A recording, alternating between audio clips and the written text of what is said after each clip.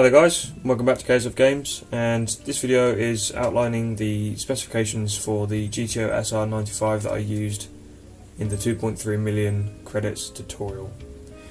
This is the one, the GTO SR 95, as I just said. You can immediately see from the drop down stats that it's very undertuned. Very undertuned. Still looks beautiful, of course, because that's what it does. So we're going to try and keep this short. The tyres we'll start off with, because for some reason it automatically starts at the bottom of the list. Nice one, Polyphony Digital. Are both sports hard, because that is again the limit for the event that you're doing. So don't bother buying anything else if you're going to use this car, because you're not going to be able to use them. There's quite a lot of money spent. I think racing soft tyres cost 30,000. That's quite ridiculous. The body and chassis starts at stage 3 for the weight reduction. That is essential because of the fact that you need to be able to get your car with limited HP to go as quick as physically possible. Window weight reduction, of course, is used because it only really takes off about 10 kilos, but it's just useful. 10 kilos makes a difference when you have hardly any power. Rigidity improvement is basically to stop the car rolling so much in the corners. There's no ballast whatsoever. Can't uncheck that for some reason. The engine is using a standard ECU, and this is the power limiter. This is where all the magic happens. We're running it at literally 50%, although I would advise going up to something like 60, because that still yields you, I mean, if you watch the end of the actual tutorial video, you'll see the kind of credit range that you'll get from running at 60% power, and it's about 1.9 million or something, which isn't too bad, especially if you're having trouble doing it at the lower percentages. I tried it on 55 after trying it on 60, then I tried it on 52.5, and then just thought screw it, so I just bottomed it out, and it's still lowering itself because of the oil. Once the oil is completely black, it'll be probably quite slow and maybe unusable. Anyway, so the intake system is all standard as well, look, as you can see. Haven't even bothered buying anything else. As is the exhaust system, it's all standard stuff. There was just nothing to it at all. This car can't have turbos because it's not a turbo vehicle. If you buy the twin turbo version of the car, then you can buy turbos, but that has a higher set of performance points anyway, so what would be the point if you're trying to maximise credits? Transmission is a fully customisable transmission. I did start on the 6-speed close ratio at one point, but it didn't seem to work out as much as I could get it to, so the gear ratios I use are 2.2 on the first, 1.7 on the second, 1.2 on the third, 0.93 on the fourth, 0.76 on the fifth, and 0.645 on the sixth, with the final gear at 5, which is 3/4 of the way to the top. Max speed is only there if you're planning to automatically change any of the gear ratios and be a bit lazy about it, basically. Although the gear ratios, I've always found, if you use the max speed setting automatically, they don't actually quite get set as well as you'd want them to be. I've had a couple of people mention not being able to get above 4th gear is a problem in this new method, and I don't perceive it to be a problem, because if I change the gear ratios, I'll only be able to make it so that I get into the higher gears at lower speeds, and then getting into the higher gears at said lower speeds is only going to slow you down because you won't have as much acceleration.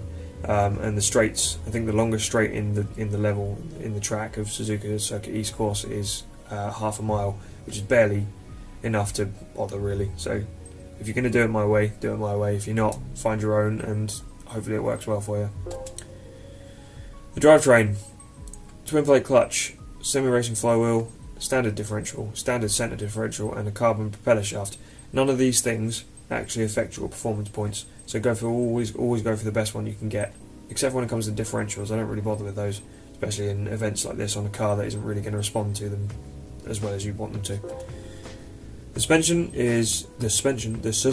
is a fixed sports kit. As you can see, I can't do anything to it at all whatsoever. Nothing, nope, nada, nay. Brakes, that's the last thing. Just balanced it very slightly harder at the front, up to number 6 from 5.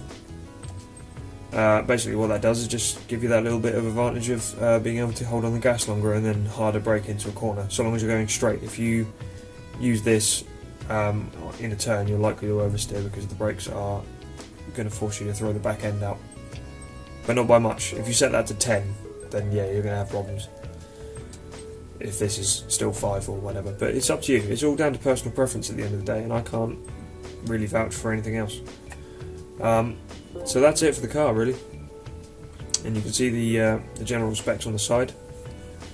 As I have mentioned, this car does need an oil change.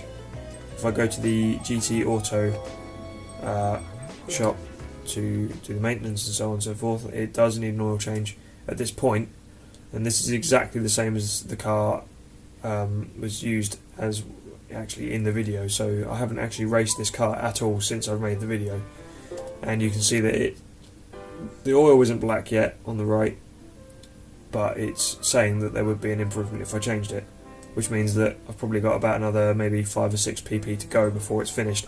At that point though, it's probably going to be getting pretty low and almost impossible to win.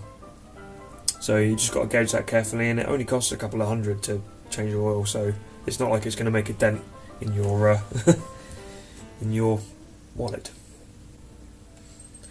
So that's about it, really. I mean, the new method is really good purely because of the fact that it allows you to make more money in an hourly period than is actually possible on GT5. The hourly period for that particular method is, I think it will make you 23 million and 2.25 million experience, which would mean that you'd only need about, I don't know, maybe, well, quite a lot of hours actually, to get to level 40 from 39 with that particular method, but it's definitely good for making money. So with that in mind, good luck, and if you have any more suggestions or any questions, then do give me an inbox or a comment.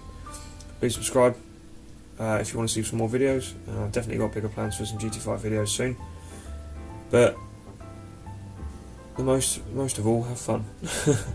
It's not supposed to be stressful. If you're getting stressed out by my methods, increase the power output just slightly. It's going to always help out, and you're still going to make as much money in an hour. So thanks for watching, guys, and I will see you in the next tutorial.